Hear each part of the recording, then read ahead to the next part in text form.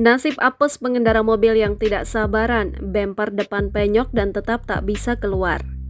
Tengah ramai sebuah video detik-detik sebuah mobil terjebak usai mencoba mendahului kendaraan di depannya. Hal itu diketahui dalam unggahan Instagram @demendolan pada Jumat 28 Juli 2023. Pada keterangan unggahan menuliskan, "Cepet kagak, rusak iya, pelajaran berarti buat si Rion abu-abu."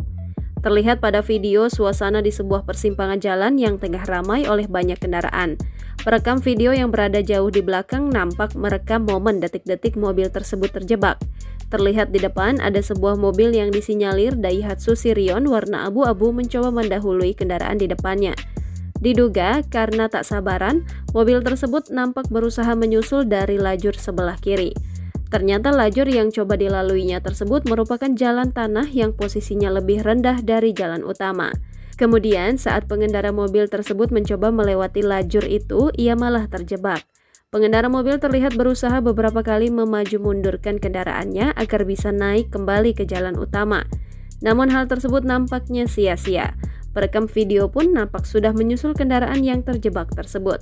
Setelah itu, saat mobil perekam video menyusul, terlihat bemper depan mobil itu sudah penyok usai beberapa kali gagal naik ke jalan. Belum diketahui waktu dan lokasi kejadian pada video yang kini viral. Unggahan yang berdurasi 42 detik ini pun kini ramai ditanggapi oleh para warganet.